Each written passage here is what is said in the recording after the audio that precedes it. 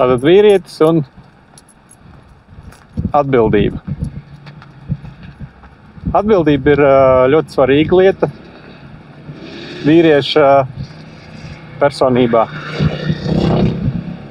Ir tāda lieta kā upura mentalitāte, lai arī par to ir mazliet jāpainteresējās, lai viņu saprastu, jo citreiz šķiet pilnīgi otrādi. Liekas, ja es uzbrukšu kādam, ka viņš kaut ko man nav izdarījis, kā man patīk, tad es esmu varonis. Īstenībā nē, tā ir upura mentalitāte. Upura mentalitāte ir, kad tu vaino kaut ko no apkārtējās pasaules, vai kādu citu cilvēku, vai apstākļus, vai vēl kaut ko, tu vaino, ka tev kaut kas nav sanācis. Tas uz ko vajadzētu tiekties, kad tu uzņemies atbildību par to, kas ar tevi notiek. Protams, ka tu nevari ietekmēt visu pasaulē. Ir lietas, kuras var notikt un var notikt negaidīti, un neko tur neizdarīsi, bet vainot apstākļus, vainot kādus citus cilvēkus, ka viņi tev tur neļauj izpausties vai nezinu, nemaksā pietiekama algu vai slikti pret tevi attiecās, un tāpēc tev kaut kas nesanāk. Tā ir upura mentalitāte.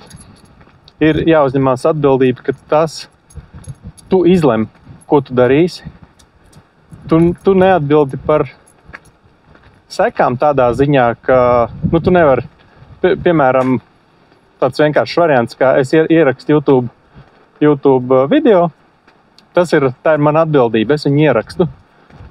Vai kāds viņu noskatīsies, it sevišķi šī kanālā, ko es tikko esmu izveidojis un nekur nemēģinu bīdīt un pat paziņām nestāst par viņu, man ir interesanti, cik ātri tāds kanāls sāks vākt kaut kādus skatījumus.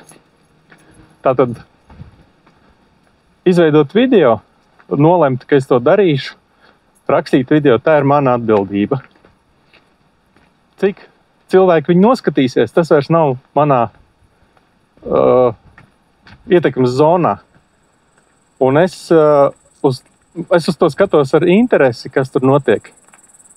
Bet es nesākšu vainot YouTube, ka vai viņš man jau video nebīd, un tāpēc man nav jēgas tur neko darīt. Viss ir slikti. Vispār dzīve ir briesmīga un nežēlīga. Jā, viņi ir reizēm, bet ja uz to skatās vairāk ar humoru un interesi, tad nav tik bēdīgi.